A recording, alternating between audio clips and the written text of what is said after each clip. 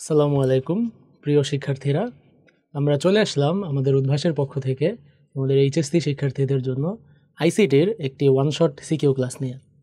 আজকের ক্লাসে আমরা পড়ব আমাদের চ্যাপ্টার 1। আমাদের চ্যাপ্টার 1-এর নাম কি? তথ্য ও যোগাযোগ প্রযুক্তি, বিশ্ব ও বাংলাদেশ প্রেক্ষিত। তো চলো আমরা দেখি যে আইসিটির এই চ্যাপ্টারটা থেকে আমাদের এইচএসসিতে কীরকম কোয়েশ্চেন্স আসে এবং বিভিন্ন কলেজের পরীক্ষাতেই বা কীরকম কোয়েশ্চেন আসে। তো আমরা সিকিউর পাশাপাশি আমরা থিওরি নিয়ে আলোচনা করব যে কোন টপিকে কি বলা আছে বা কি ধরনের পড়াশোনা করলে এই টপিকগুলো আমরা অ্যান্সার করতে পারবো। ওকে, সো ফার্স্টে যদি আমরা দেখি যে ঢাকা বোর্ডে 2023 সালে একদম লেটেস্ট লাস্ট বছর যে প্রশ্নটা আসছে সেটা হচ্ছে এরকম যে আমাদের একটা উদ্দীপক দেওয়া আছে, দুইটা আলাদা ফিগার।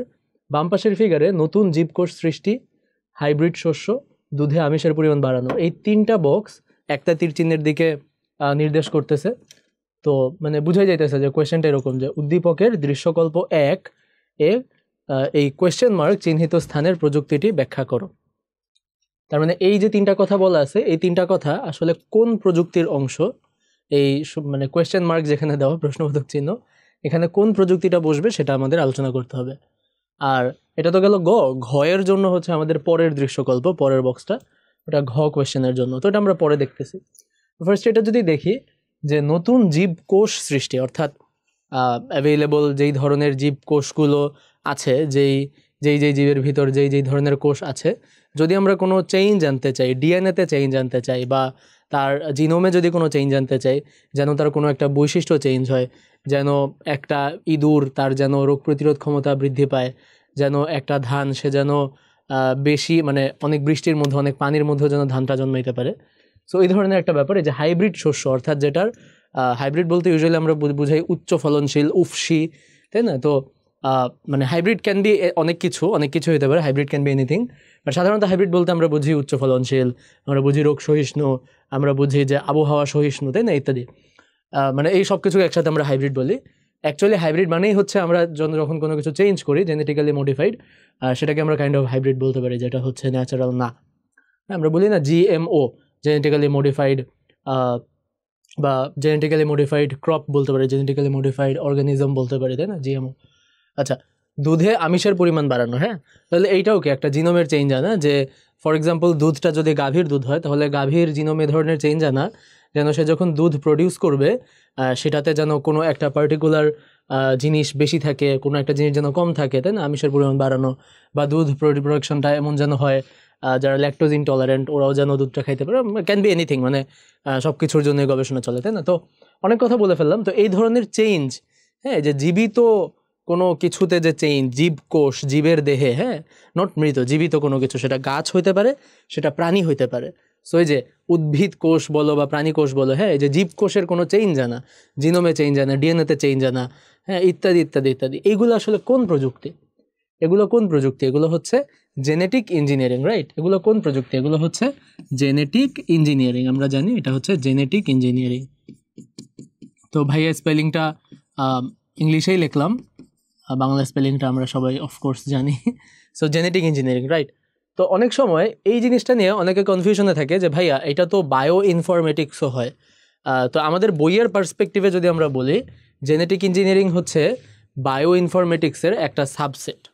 হ্যাঁ, জেনেটিক ইঞ্জিনিয়ারিং হচ্ছে আমাদের বায়ো ইনফরমেটিক্সের একটা সাবসেট, অর্থাৎ বায়ো ইনফরমেটিক্সের জগৎটা যদি এত বড় হয়, জেনেটিক ইঞ্জিনিয়ারিং তার একটা অংশ। হ্যাঁ, আমাদের বইয়ের পার্সপেক্টিভে যদি বলি ব্যাপারটা মোটামুটি এরকম। হ্যাঁ, তো অনেক সময় ডে টু ডে লাইফে বায়ো ইনফরমেটিক্স বলতে সাধারণত আলাদা এক ধরনের জগৎ বোঝায় অনেক সময়, বাট অ্যাকচুয়ালি হ্যাঁ, জেনেটিক ইঞ্জিনিয়ারিং বায়ো ইনফরমেটিক্সের অংশ। সো তুমি চেষ্টা করবা যে তুমি মোর অ্যাকুরেট, হ্যাঁ, অ্যান্সারটা দিতে, যে যদি এটা জেনেটিক ইঞ্জিনিয়ারিংয়ে যায় তাহলে জেনেটিক ইঞ্জিনিয়ারিংয়ে বলা, বায়ো ইনফরমেটিক্স বললেও আসলে টেকনিক্যালি তুমি ভুল না, কারণ জেনেটিক ইঞ্জিনিয়ারিং তো বায়ো ইনফরমেটিক্সের মধ্যেই। কিন্তু যত আসলে ন্যারো ডাউন করে অ্যান্সার করা যায় তত ভালো। ওকে, সো এইটার মানে গতে আমরা জানি যে গতে আমাদের তিনটা অংশ লেখা লাগে, তাই না? ফার্স্ট একটা জ্ঞানমূলক পার্ট, তারপর অনুধাবনমূলক, তারপর প্রয়োগমূলক। সো জ্ঞানমূলক অংশ তুমি বলবা যে প্রশ্নবোধক চিহ্নিত স্থানে জেনেটিক ইঞ্জিনিয়ারিংয়ের প্রযুক্তির কথা বলা হয়েছে।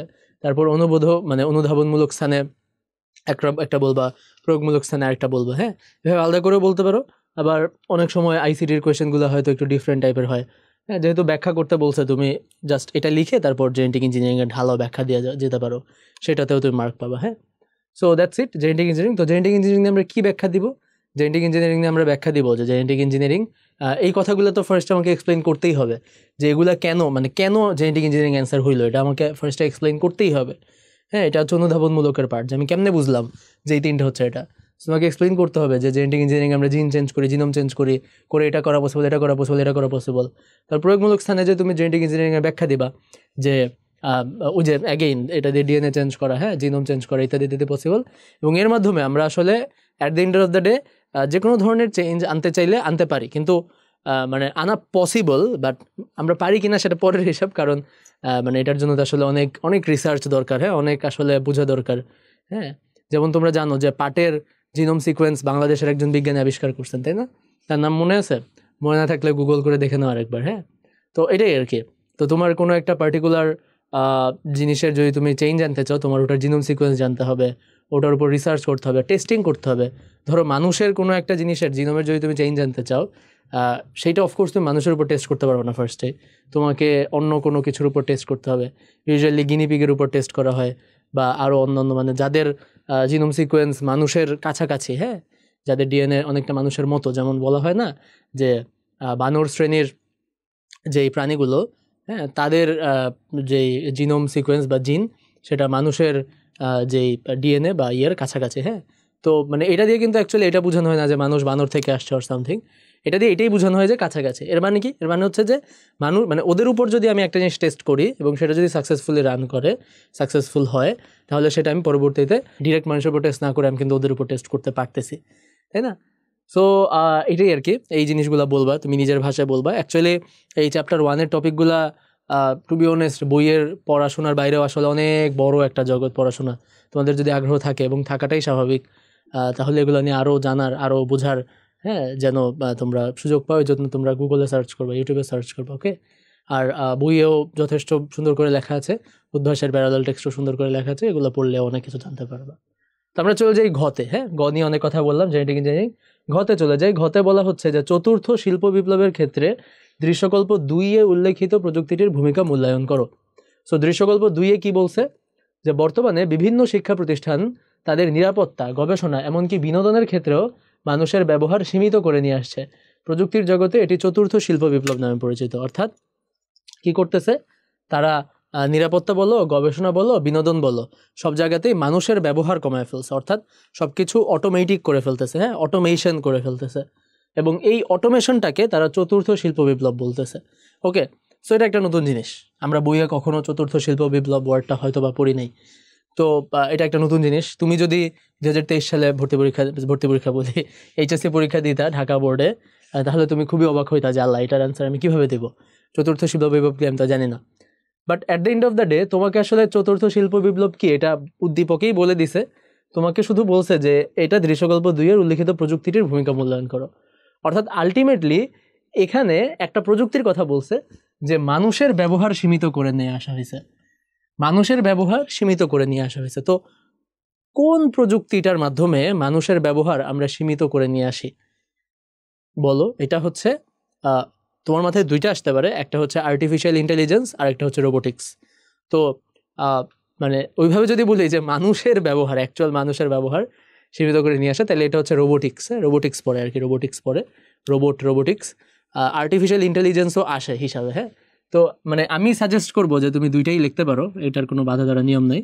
So first of all robotics একটা পার্ট, কারণ যে কাজগুলো আমরা রোবটকে দিয়ে করাইতে পারি ওই কাজগুলো মানুষের করা লাগতেছে না, রাইট? যেমন দেখো যে নিরাপত্তার ক্ষেত্রে বা গবেষণার ক্ষেত্রে আমরা অনেক সময় অনেক রোবট ইউজ করি, রাইট? নিরাপত্তার জন্য রোবোটিক সিস্টেম, এই যে ধরো যে তুমি তোমার ফিঙ্গারপ্রিন্ট দিয়ে একটা জায়গায় প্রবেশ করবা, এটা একটা অটোনোমাস সিস্টেম, তাই না? এটাও কাইন্ড অফ মানে এটাকে আমরা রোবট বলতে পারি। রোবট ওয়ার্ডটা অ্যাকচুয়ালি আমরা অনেক ন্যারো ডাউন করে ফেলছি, যে যার হাত পা থাকবে টাইপের যে কাজ করবে। অ্যাকচুয়ালি যে কোনো অটোমেটিক সিস্টেমকেই ইন এ সেন্স আমরা একটা রোবট সিস্টেম বলতে পারি, বা একসময় বলা হইতো। হ্যাঁ, তো সব কিছুরই আসলে ডেফিনেশন চেঞ্জ হয়, তাই না? দিনে দিনে সব কিছুরই ডেফিনেশন চেঞ্জ হয়। একটা ওয়ার্ড 10 বছর আগে তার মিনিং একরকম ছিল, বাট এখন তার মিনিং অন্যরকম হইতেই পারে। সো ইন এ সেন্স আমরা যে ফিঙ্গারপ্রিন্ট দিয়ে কোথাও প্রবেশ করতেছি, বায়োমেট্রিক সিস্টেম, হ্যান, এই যে সিকিউরিটি সিস্টেম, এটাও কাইন্ড অফ একটা অটোনোমাস সিস্টেম, তাই না? অটোমেটিক সিস্টেম, এটাকে আমরা রোবোটিক্সের পার্ট বলতে পারি। এছাড়াও চিন্তা ভাবনার ক্ষেত্রে যে মানুষকে দিয়ে অনেক ক্যালকুলেশন করানো লাগতেছে না, সেক্ষেত্রেও দেখবা যে অনেক কিছুতে আমরা আর্টিফিশিয়াল ইন্টেলিজেন্স নিয়ে আসছি, তাই না? আর্টিফিশিয়াল ইন্টেলিজেন্সের কারণে এই অনেক কিছুতেই মানুষ কে আর কষ্ট দেওয়া লাগতেছে না, হ্যাঁ, বা আমরা মানে মানুষের প্রোডাক্টিভিটি বাড়িয়ে দিতেছি। যে তুমি একটা কাজ অনেক কষ্ট করে অনেক সময় 2 ঘন্টা লাগায় করতা, ওটা তুমি একটা আর্টিফিশিয়াল ইন্টেলিজেন্সকে দিয়ে 5 মিনিটে করে নিতে পারতেছো, তুমি তোমার সময়টা আরও বেটার কোনো কাজে ব্যয় করতে পারতেছো, তাই না? সো অনেক ক্ষেত্রে মানুষ মনে করে যে আর্টিফিশিয়াল ইন্টেলিজেন্স মানুষের ভাত মেরে খাবে, অর লাইক মানুষের চাকরি চলে যাবে, হ্যাঁ, মানুষ মানে অফকোর্স মানে মানুষ চিন্তা করে, বা এটা একটা ভয়ের ব্যাপার, স্বাভাবিক।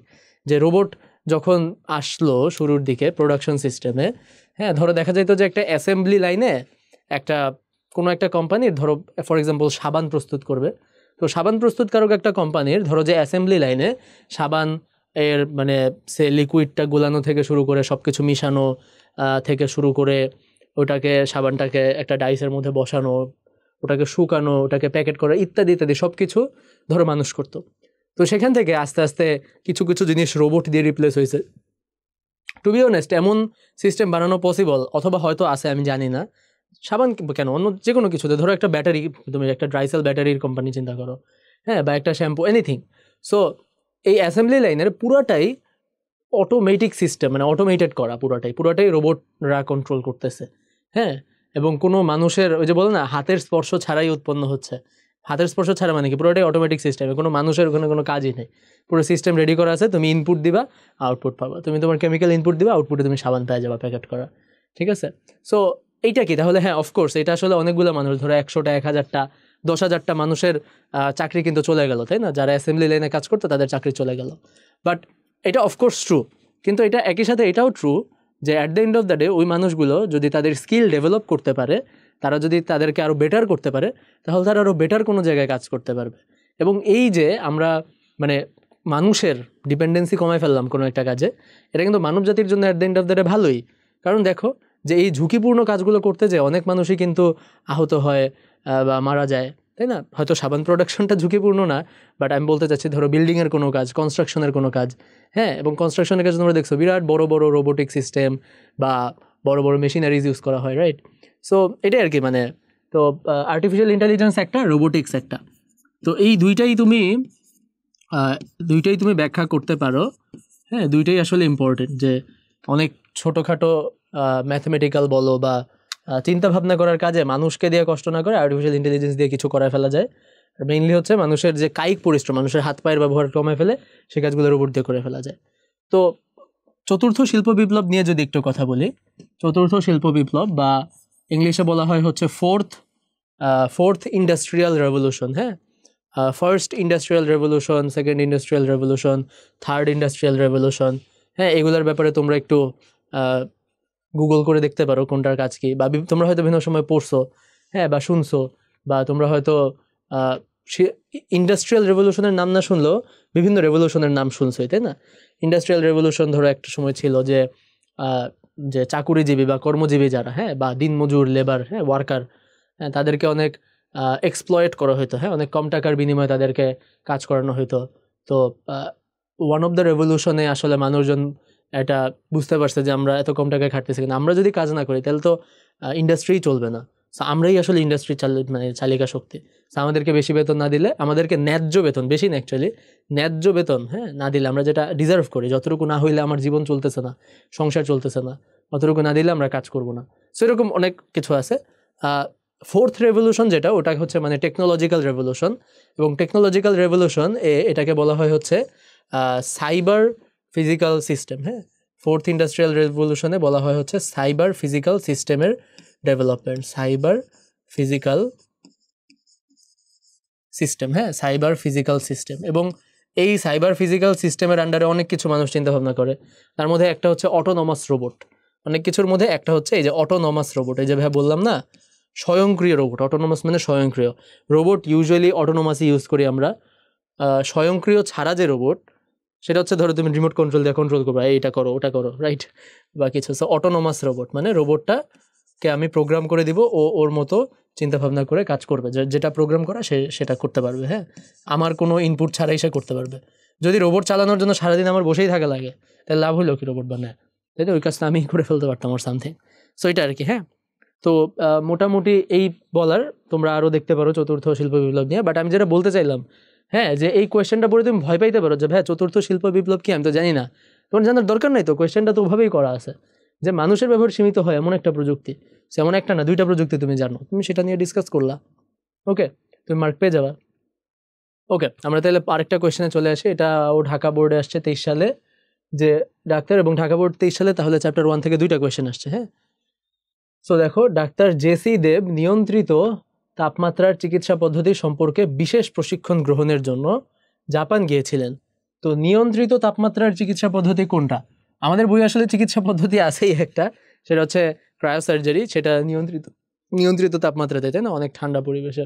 তো বিশেষ ব্যবস্থায়, হ্যাঁ, জাপান গেছিলেন, বিশেষ ব্যবস্থায় কম্পিউটার নিয়ন্ত্রিত পরিবেশে থেকে, হ্যাঁ, বিশেষ ব্যবস্থায় কম্পিউটার নিয়ন্ত্রিত পরিবেশে থেকে তিনি এই চিকিৎসা পদ্ধতি সম্পর্কে বাস্তব অভিজ্ঞতা অর্জন করে দেশে ফিরে এসেছেন। হ্যাঁ, দেখো, তিনি কিন্তু কম্পিউটার নিয়ন্ত্রিত পরিবেশে ছিল, কিন্তু তার অভিজ্ঞতাটা বলতেছে বাস্তব অভিজ্ঞতা। তার মানে এটা হচ্ছে কি, এটা হচ্ছে ভার্চুয়াল রিয়েলিটি, তাই না? ভার্চুয়াল রিয়েলিটি, অর্থাৎ ভার্চুয়াল রিয়েলিটির বাংলা করলে কি আসে? অবাস্তব বাস্তবতা।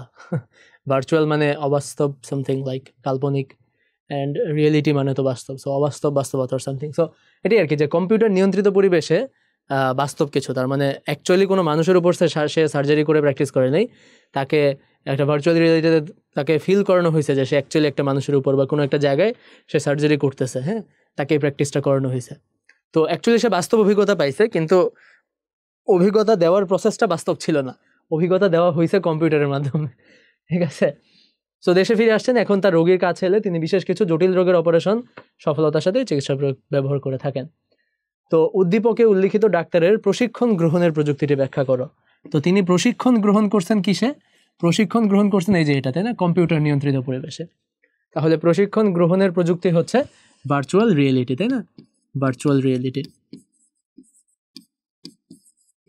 তো অ্যাগেইন এটা ব্যাখ্যা করতে বলছে, দেখছো, ব্যাখ্যা করতে বলছে রিয়েলিটি। সো ব্যাখ্যা করা মানে কি, আমরা হচ্ছে যদি ইয়ে করে লিখতে চাই, যেটা বেটার, সবচেয়ে ভালো, সেটা হচ্ছে যে 3 মার্ক তো, ফার্স্টে জ্ঞানমূলক, অনুধাবনমূলক, তারপর প্রয়োগমূলক। যদি লিখতে চাই, ফার্স্টে জ্ঞানমূলকে বলবো যে এটা ভার্চুয়াল রিয়েলিটি, হ্যাঁ, তারপর অনুধাবনমূলকে বলবো যে এটা কেন ভার্চুয়াল রিয়েলিটি, কারণ বলছে কম্পিউটার নিয়ন্ত্রিত পরিবেশে বাস্তব, সো ভার্চুয়াল রিয়েলিটি মানে এটা, এটার সাথে এটা মিলতেছে। হ্যাঁ, তারপর প্রয়োগমূলকে যে আমি ব্যাখ্যাটা করবো যে ভার্চুয়াল রিয়েলিটিতে এই করা হয়, ভার্চুয়াল রিয়েলিটিতে সেই করা হয়। হ্যাঁ, এখানে বিভিন্ন সেন্সর থাকে শরীরে, হ্যাঁ, এবং বিভিন্ন রকম পোশাক বলতে পারো, বা এক্সট্রা স্যুট থাকে, তাই না, বডি স্যুট থাকে, গ্লাভ থাকে। হ্যাঁ, এবং সবচেয়ে ইম্পর্টেন্ট যেটা চোখের এবং কানের ক্ষেত্রে, যে আমাদের একটা ভার্চুয়াল রিয়েলিটি ভিআর হেডসেট থাকে, যেটাতে আমরা যেদিকে তাকাই ওদিকে দেখতে পাই, এবং আমাদের কানের মধ্যে যে শব্দটা আসে ওটা ওভাবে চেঞ্জ হয়। ধরো কোনো একটা শব্দ এই দিক থেকে আসতেছে, তো এটা বাস্তবের মতো ফিল করানোর জন্য আমি যদি বামে তাকাই, তাহলে শব্দটা শুধু আমার ডান কানে আসবে, বাম কানে খুব হালকা আসবে, তাই না? এই জিনিসটা মেনটেন করতে হবে, নাহলে আমি শুধু চোখেই ডানে বামে তাকাইতেছি, শব্দ যেদিকেই তাকাই শব্দ মনে হচ্ছে সামনে থেকে আসতেছে, তাহলে তো হলো না। তো এটাই আর কি, অনেক কিছু আছে, এই জিনিসগুলো ব্যাখ্যা করবা। হ্যাঁ, তারপর এটার প্রয়োগ বলবা। ভার্চুয়াল রিয়েলিটির প্রয়োগ হচ্ছে এই যে চিকিৎসা প্রশিক্ষণে বা বিমান চালনার প্রশিক্ষণে, হ্যাঁ, যে কোনো কমপ্লিকেটেড প্রশিক্ষণে ভার্চুয়াল রিয়েলিটি ইউজ করা হয়। হ্যাঁ, যেখানে একদম বাস্তবে প্রশিক্ষণ দেওয়াটা, শুরুতেই বাস্তবে প্রশিক্ষণ দেওয়াটা অনেক কি রিস্কি বা ব্যয় সাপেক্ষ। হ্যাঁ, বিভিন্ন রকম হতে পারে, যেমন একটা বিমান প্রশিক্ষণ, ফার্স্টে যদি তোমাকে একটা প্লেনে বসায় দেয় যে চালাও, তাহলে তো হবে না। তোমাকে ভার্চুয়াল রিয়েলিটিতে আগে কোন সুইচ কী কাজ করে, কেমনি কি, কোথায় কী করবা, কোন সিচুয়েশনে কী করা উচিত, কী করা উচিত না, সব কিছু তোমাকে প্র্যাকটিস করাবে, শিখাবে, জানাবে। তারপর তোমার একদিন প্লেনে বসাবে, তারপর 10 মিনিট 5 মিনিট এভাবে আস্তে আস্তে তোমার প্র্যাকটিস হবে, তাই না? সো এই জিনিসগুলো ব্যাখ্যা করলেই তুমি মার্ক পেয়ে যাবে। হ্যাঁ, 3 মার্ক। খুব বেশি লেখা লাগবে না, বাট মানে যতটুকু না লিখলেই না। ভার্চুয়াল রিয়েলিটি তুমি ব্যাখ্যাই করলা না, হ্যাঁ, 2-3টা কথা ঠিক মতো লিখতে পারলা না, হ্যাঁ, জাস্ট বললা যে এটার গুরুত্ব অপরিসীম, এই ধরনের কথাবার্তা লিখলে মার্ক পাবা না আর কি। হ্যাঁ, আচ্ছা। সো আমাদের আসলে মানে উদ্দীপক পড়ে বুঝতে হবে যে কোন প্রযুক্তির কথা বলতেছে, এবং বইয়ের প্রত্যেকটা প্রযুক্তির ব্যাপারে আমাদের মিনিমাম ধারণাটা থাকতে হবে। যেমন ক্রায়োসার্জারি কত তাপমাত্রায় করে, কোন কোন ক্রায়োজেনিক এজেন্ট ব্যবহার করা হয়, হ্যাঁ, এই মিনিমাম ধারণাগুলো আমাদের থাকতে হবে। হ্যাঁ, তাইলে আশা করি আমরা পারবো। পরের কোয়েশ্চেনটা কি, যে উদ্দীপকে উল্লিখিত চিকিৎসা পদ্ধতিতে তথ্য যোগাযোগ প্রযুক্তির অবদান মূল্যায়ন করো। সো উদ্দীপকে উল্লিখিত চিকিৎসা পদ্ধতিটা কি? চিকিৎসা পদ্ধতিটা হচ্ছে ক্রায়োসার্জারি, তাই না? Cryo surgery. ওকে, এখানে তথ্য যোগাযোগ প্রযুক্তির অবদান কি? তথ্য যোগাযোগ প্রযুক্তির অবদান অ্যাকচুয়ালি এটার মানে বৈশিষ্ট্যগুলাই, কারণ ক্রায়োসার্জারি তথ্য যোগাযোগ প্রযুক্তিরই একটা প্রযুক্তি। সো এই যে আমরা অনেক কম তাপমাত্রায় নিয়ে যাইতেছি, হ্যাঁ, এটা মনিটর করা, হ্যাঁ, এইটাতে আইসিটির কাজ আছে। তারপর এত সূক্ষ্ম কই যাইতেছি আমরা, এটা ক্যামেরা দিয়ে বা কোনো সেন্সর দিয়ে এটা মেজার করা যে এক্স্যাক্টলি কোথায় যেয়ে আমরা সার্জারিটা করতেছি, হ্যাঁ, এখানে আইসিটির গুরুত্ব অবদান অপরিসীম, রাইট? সো এই জিনিসগুলো ব্যাখ্যা করবা, ক্রায়োসার্জারি কাজ কি অ্যাকচুয়ালি, হ্যাঁ, এটাও একটু ব্যাখ্যা করবা। কোষ মেরে ফেলে, কি করে, ক্যান্সার বা কোথায় কোথায় ইউজ করা হয় এটাও ব্যাখ্যা করবে। যে বলছে জটিল রোগের অপারেশন, জটিল রোগটা কি কি হইতে পারে, এগুলো ব্যাখ্যা করবা, তাহলে আসলে মার্ক পেয়ে যাবা। ওকে, সো এটাই আর কি। তো মেইনলি আর কি আইসিটির অবদান বললে মানে এটাই আর কি, যে মানে আইসিটি দিয়ে যে আমরা সেন্সর দিয়ে বা ক্যামেরা দিয়ে কোথায় নিয়ে যাচ্ছি, হ্যাঁ, এমআরআই মেশিন বা যে কোনো মেশিনের ভিতর ঢুকে আমরা চেক করতে পারতেছি, হ্যাঁ, এগুলোই হচ্ছে আইসিটির অবদান। ওকে, হ্যাঁ, দ্যাটস ইট। আচ্ছা, পরের কোয়েশ্চেন। রাজশাহী বোর্ড 2023 সালেই মিস্টার সাজ্জাদ কৃষি বিশ্ববিদ্যালয়ের একজন অধ্যাপক, ভেরি গুড, তিনি উচ্চ ফলনশীল জাতের ধান উৎপাদনের জন্য গবেষণা করছেন, ভেরি গুড। তিনি দীর্ঘদিন যাবৎ মুখে আঁচিলের সমস্যায় ভুগছেন, তার মুখে একটা আঁচিল আছে। অবশেষে তিনি তার বন্ধু ডাক্তার ফুয়াদের কাছে চিকিৎসার জন্য গেলে ডাক্তার শীতল তাপমাত্রা প্রয়োগ করে রক্তপাত ছাড়াই আঁচিল অপারেশন করলেন। সো ডাক্তার ফুয়াদের চিকিৎসা পদ্ধতি বর্ণনা করো। সো ডাক্তার ফুয়াদ যে চিকিৎসা করেছে তিনি শীতল তাপমাত্রায় চিকিৎসা করেছেন। তার মানে এটা কোন চিকিৎসা পদ্ধতি? এটা হচ্ছে ক্রায়োসার্জারি, তাই না? ক্রায়োসার্জারি চিকিৎসা পদ্ধতি। এবং এক্ষেত্রে তুমি মানে আগেরটাতে তো ছিল ক্রায়োসার্জারিতে আইসিটির অবদান, আর এটাতে হচ্ছে ক্রায়োসার্জারির পদ্ধতি বর্ণনা করো। সো ক্রায়োসার্জারির কথা বলবা যে এখানে অনেক ঠান্ডা গ্যাস ইউজ করা হয়, হ্যাঁ, কোনো কোনো মানে -20°C বা -41°C থেকে, হ্যাঁ, -196°C পর্যন্ত নামে ফেলা হয়, হ্যাঁ, এরকম কিছু ভ্যালু যেগুলো বইয়ে দেওয়া আছে, হ্যাঁ, সেটা করবা। তো অ্যাটেন্স মনে রাখবা, অবশ্যই তোমার রেফারেন্স অলওয়েজ হবে বোর্ড বই, হ্যাঁ, বোর্ডের যে বই, এনসিটিভির পক্ষ থেকে যে বই ছোট সাইজের, ওইটা তোমার রেফারেন্স, হ্যাঁ, ওইটার মানে তুমি অন্য আরও 10টা বই পড়তে পারো, সমস্যা নেই, বাট বোর্ড বইয়ের ভ্যালুগুলোকেই তুমি রেফারেন্স হিসেবে ধরে এরপর অ্যান্সার করবো। ওকে, তারপর ক্রায়োজেনিক এজেন্ট হিসেবে কি ইউজ করা হয়, নাইট্রোজেন ইউজ করা হয় কিনা, আর্গন ইউজ করা হয় কিনা, হ্যাঁ, অক্সিজেন ইউজ করা হয় কিনা, কি ইউজ করা হয়, ওকে, এই জিনিসগুলো ব্যাখ্যা করবা। অ্যাকচুয়ালি ক্রায়োসার্জারির মধ্যে আসেই এই দুইটা, কোন কোন ক্রায়োজেনিক এজেন্ট ব্যবহার করা হয় আর কত তাপমাত্রায় ক্রায়োসার্জারি করা হয়, দ্যাটস ইট, তাই না? ক্রায়োসার্জারির মাধ্যমে কি কি ধরনের রোগের চিকিৎসা করা যায়, হ্যাঁ, এটাই। সো একটা আমরা জানি ক্যান্সার ছাড়াও মানে যেখানেই আসলে কোনো একটা জায়গার কোষ মেরে ফেলা দরকার, ক্যান্সারে কি ক্যান্সার আক্রান্ত কোষগুলো মেরে ফেলতে পারলে ভালো হয়। সো এটা একটা হইতে পারে ক্রায়োসার্জারি। যেমন আঁচিলটা অপারেশন করছে কেমন, আঁচিল যে উঠছে ওই ভিতরের, হ্যাঁ, তার যে গোড়াটা, আঁচিলের গোড়াটা, সেই কোষগুলোকে মেরে ফেলছে, তাইলে আঁচিলের অপারেশন হয়ে গেল। সো এটাই আর কি, যেখানে আসলে কোষ মেরে ফেললে হয়ে যায় সেই ধরনের ক্ষেত্রে ক্রায়োসার্জারি ইউজ করা যায়, হ্যাঁ, এই কথাগুলো বলতে পারলে মার্ক পাওয়া যাবে। আচ্ছা, পরের কোয়েশ্চেন, যে সাজ্জাদ সাহেবের গবেষণায় ব্যবহৃত প্রযুক্তি ওষুধ তৈরিতে কিভাবে সহায়তা করছে তা বিশ্লেষণ করো। দেখো, উনি যে প্রযুক্তি ব্যবহার করছেন উচ্চ ফলনশীল জাতের ধান উৎপাদনের জন্য, তার মানে ওনার প্রযুক্তিটা হচ্ছে জেনেটিক ইঞ্জিনিয়ারিং, তাই না? ওনার প্রযুক্তিটা কি? Genetic engineering. তো জেনেটিক ইঞ্জিনিয়ারিং ওষুধ তৈরি করতে কিভাবে হেল্প করতেছে, হ্যাঁ, এটা কিন্তু বেশ মজার কোয়েশ্চেন, তাই না? চিন্তা করার ব্যাপার, যে জেনেটিক ইঞ্জিনিয়ারিং দিয়ে আমি কোনো একটা প্রাণীর বা উদ্ভিদের জিন চেঞ্জ করতে পারি, তাই না? বা ডিএনএ সিকোয়েন্স চেঞ্জ করতে পারি, এবং চেঞ্জ করার মাধ্যমে কি রেজাল্ট আসে, তাই না, এটা দেখতে পারি, তার ক্যারেক্টারিস্টিক অল্টার করার ট্রাই করতে পারি। বাট ওষুধ তৈরিতে কীভাবে কাজে লাগতে পারে জেনেটিক ইঞ্জিনিয়ারিং? চিন্তা করে দেখো, যে ওষুধ তৈরি করার ক্ষেত্রে তুমি ট্রাই করবা যে ওষুধটা যেন মানুষের এক্স্যাক্টলি ওই জায়গায় যে কাজ করে, হ্যাঁ, বা মানে তুমি চাইতেছো যে ওষুধটার কোনো সাইড ইফেক্ট না থাকুক, ওষুধটা ঠিক এই সমস্যাটা সমাধানের জন্য কাজে লাগুক, হ্যাঁ। তো সেক্ষেত্রে মানে ওষুধটা আসলে মানে ওষুধের কেমিক্যাল রিয়াকশনের মাধ্যমে মানুষের শরীরে, বা মানুষ না, যে কোনো প্রাণী হতে পারে, শরীরে কি চেঞ্জ আসে, হ্যাঁ, সেই জিনিসগুলো তুমি জেনেটিক ইঞ্জিনিয়ারিং মানে সেই জিনিসগুলো দেখার পর, কেমিক্যাল চেঞ্জগুলো দেখার পর সেইটা তুমি জেনেটিক ইঞ্জিনিয়ারিং দেখতে পারো যে মানুষের লং টার্ম জিনে বা কোনো বৈশিষ্ট্যে কোনো চেঞ্জ আসবে কিনা, ওষুধটার কোনো সাইড ইফেক্ট মানুষের শারীরিক কোনো চেঞ্জ করতেছে কিনা, হ্যাঁ, ফর এক্সাম্পল, বা মানুষের মানে কোনো বিভিন্ন ধরনের মানুষের যে জিন সিকোয়েন্স, হ্যাঁ, জিনোম সিকোয়েন্স, সেইটার সাথে ওষুধটা কোনোভাবে ইন্টারফেয়ার করতেছে কিনা, হ্যাঁ, ওষুধটা কোনোভাবে মিউটেশন ঘটাইতেছে কিনা মানুষের ডিএনএতে, হ্যাঁ, এই জিনিসগুলো তুমি দেখতে পারো, হ্যাঁ তাই না? এটা হচ্ছে তাহলে কি সিকিউরিটি চেক আপ বা মানে ওষুধের মানে যেন কোনো সাইড ইফেক্ট না থাকে বা ব্যাড ইফেক্ট না থাকে, রাইট? যেটা হচ্ছে অনেক ধরনের প্রতিষ্ঠান থাকে, তাই না? বাংলাদেশে ওই ধরনের প্রতিষ্ঠান আছে না, কোন ওষুধ কি কাজ করে, ওগুলো আদৌ অনুমোদন আছে কিনা, হ্যাঁ অনুমোদন দেয় ওষুধের, এই ধরনের প্রতিষ্ঠান আছে, খাবারের অনুমোদন দেয় প্রতিষ্ঠান আছে, তাই না? বিএসটিআই বা এরকম। সো দ্যাটস ইট, ওষুধ তৈরিতে কিভাবে সহায়তা করতেছে এটা। আর এছাড়াও কিছু কিছু ওষুধ আছে যেগুলো ধরো অ্যাকচুয়ালি চায় যে মানুষের কোনো একটা বৈশিষ্ট্য চেঞ্জ করার আর সামথিং, তো মানে ওষুধটা কিভাবে বানাইলে পরে ওই ধরনের চেঞ্জ আনতে পারে, হ্যাঁ সেটাতেও কাজে লাগতে পারে। ওকে, সো এইটাই।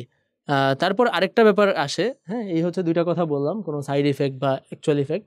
আরেকটা ব্যাপার আসে, সেটা হচ্ছে যে বিভিন্ন সময় আমরা ওষুধ খাই কোনো রোগ নিরাময়ের জন্য, তাই না? কোনো রোগ নিরাময়ের জন্য। তো রোগ যদি ব্যাকটেরিয়া জনিত হয়, তাহলে সেই ব্যাকটেরিয়াটাকে আমরা মেরে ফেলতে চাই। তাহলে চিন্তা করো, ব্যাকটেরিয়া হচ্ছে আরএনএ থাকে, ডিএনএ ব্যাকটেরিয়া হয়, ডিএনএ ব্যাকটেরিয়া হয় না, আরএনএ হয় ব্যাকটেরিয়ার।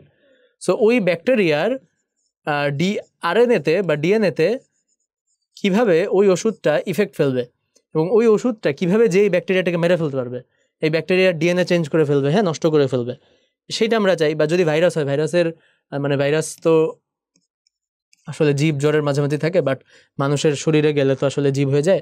সো ওই ভাইরাসের ডিএনএ বা আরএনএ কে টার্গেট করে আমরা ওষুধ বানাতে পারি, কিভাবে ওই ব্যাকটেরিয়া বা ভাইরাসকে মেরে ফেলা যায়, তাই না? সো অ্যাগেইন ওষুধ তৈরিতে হেল্প করতেছে, এবং বিশাল বড় ইন্ডাস্ট্রি কিন্তু, হ্যাঁ এই যে ওষুধ নিয়ে রিসার্চ করা, যে কোন ওষুধ মানে নতুন একটা ওষুধ বানাতে চাই, হ্যাঁ মানুষের এই রোগ হচ্ছে, এই রোগের ওষুধ এখন এটা চলতেছে বাজারে, যে বেটার কিভাবে বানানো যায়, কেমনে কম টাকায় বানানো যায়, তাই না? এটা কিন্তু বিশাল বড় ইন্ডাস্ট্রি, বিশাল কাজ হয় এখানেতে। এবং মানে আমরা তো আসলে জানিও না যে মানে কোন ধরনের লাইফস্টাইল বা কোন, ধরো আমরা ভাবি যে I am gonna be an engineer বা I am gonna be a doctor, I am gonna be a lawyer, I am gonna be cricketer or something. আমরা চোখে যেগুলো দেখি ওগুলাই চিনি, হ্যাঁ যে এটা হইতে চাই, ওটা হইতে চাই। অনেক ধরনের লাইফস্টাইল, অনেক ধরনের ক্যারিয়ার, অনেক ধরনের প্রফেশন আছে যেটা আমরা জানি না দেখে জাস্ট আমরা হইতে চাই না। ধরো আমরা যদি জানতাম ওটা কীরকম, আমাদের কাছে খুবই ইন্টারেস্টিং লাগতো, এবং ওই ধরনের মানুষজনের সাথে যদি আমরা মিশতাম বা দেখতাম, তাহলে সেটা আমাদের কাছে ইন্টারেস্টিং লাগতো। হ্যাঁ লাগতেই পারে, সবার কাছে সব কিছু ইন্টারেস্টিং লাগবে না, স্বাভাবিক। সো তুমি একটু চিন্তা করে দেখো যে ওষুধ তৈরিতে, যে ওষুধ নিয়ে রিসার্চ করে যারা, তারা কারা, হ্যাঁ তাদের প্রফেশন কি, তারা ইউনিভার্সিটিতে কোন ধরনের সাবজেক্টে পড়াশোনা করছে। জাস্ট আউট অফ কিউরিওসিটি তুমি সার্চ করে দেখো, হ্যাঁ মানে আমি বলে দিলাম না, মানে এই ধরনের বিভিন্ন জিনিস তুমি দেখো, হ্যাঁ দেয়ার আর থাউজেন্ডস অফ মানে লাইফ চয়েসেস বা ক্যারিয়ার পাথস। হ্যাঁ আমরা আসলে জানি না যে আমি কি হইতে চাই। আমি যদি 100টা জিনিস দেখে, 100টা জামা দেখি, তার মধ্যে আমার একটা পছন্দ হবে। হ্যাঁ আমি যদি 100টা জামার মধ্যে একটা পছন্দ করে কিনি, তারপর যদি আমি আরও 100টা জামা দেখি, তাহলে হইতে পারে না যে পরবর্তী 100টার মধ্যে একটা জামা আমার এইটার চেয়ে আরও বেশি পছন্দ হইল। কিন্তু আমি যদি ওই মানে এক্সট্রা 100টা জামা নাই দেখি, তাহলে আমি ওই বেশি পছন্দের জামাটাই কিনতে পারবো না। সো আমি যদি নাই জানি কী কী ধরনের প্রফেশন আছে, ক্যারিয়ার পাথ আছে, তাহলে আমি আসলে চুজ করবো কেমনে কোনটা আমার জন্য ভালো, আমি কী ধরনের মানুষ, কোথায় গেলে আমি ভালো করতে পারবো, কোনটা উপর আমার ইন্টারেস্ট আছে। At the end of the day বর্তমান জগতে আসলে তুমি সব কিছু করেই সাকসেসফুল হতে পারবা, বা তুমি ইনকাম করতে পারবা, হ্যাঁ তুমি ফাইন্যান্সিয়াল সাপোর্ট পাবা সব ধরনের কাজে। হ্যাঁ বর্তমান জগতে কোনো কাজেই এমন নাই যে এই কাজটা করলে টাকা আসে না, তাই না? Can be anything. সো মানে ইউ হ্যাভ টু নো, হ্যাঁ যে কোন কী ধরনের ক্যারিয়ার পাথ আছে, হ্যাঁ এরপর তুমি চুজ করতে পারবা, বা তোমার মাথার মধ্যে হিট করবে, ওয়াও দিস লুকস ইন্টারেস্টিং, হ্যাঁ আমি সারা জীবন এই কাজটা করতে পারবো, আমি বোর হবো না এই কাজটা করতে, হ্যাঁ আমি 40 বছর এই কাজটা করতে পারবো, হ্যাঁ এটা খুব ইন্টারেস্টিং লাগতেছে আমার কাছে। সো মানে এটা তুমি নিজেই ফিল করবা, তুমি এই ধরনের তোমরা আর কি এক্সপ্লোর করো আর কি, এটা তোমাদের বয়স এক্সপ্লোর করার এই কলেজ লাইফে। এরপর তো তুমি ইউনিভার্সিটিতে চলে যাবা, কোনো একটা ক্যারিয়ার পাথ আলটিমেটলি চুজ করবাই। হ্যাঁ ভুল চুজ করলে আলটিমেটলি 5 বছর পরে যে আবার পেছন থেকে শুরু করতে হবে, হ্যাঁ ঝামেলা। সো এখনই তোমরা এক্সপ্লোর করতে পারো, এটা এক্সপ্লোর করার একটা ভালো বয়স। ওকে, এরপর যাই বরিশাল বোর্ড 2023, যে ডাক্তার ক চিকিৎসায় ক্রায়োজেনিক এজেন্ট ব্যবহার করে নিম্ন তাপমাত্রায় চিকিৎসা সেবা দিয়ে থাকেন। সো ক্রায়োজেনিক এজেন্ট ব্যবহার করে নিম্ন তাপমাত্রায় চিকিৎসা কোনটা? ক্রায়োসার্জারি, তাই না? এই যে ডাক্তার ক এর চিকিৎসা সেবা দেওয়ার পদ্ধতিটি আলোচনা করো, ক্রায়োসার্জারি আলোচনা করবা। তিনি তার ওটিতে প্রবেশের জন্য একটি ডিভাইসে আঙুল স্পর্শ করান। ওটি মানে কি? Operation theatre. হ্যাঁ তো অপারেশন থিয়েটারে ঢোকার সময় তিনি আঙুল স্পর্শ করেন, অর্থাৎ কি ফিঙ্গারপ্রিন্ট দেন, তাই না?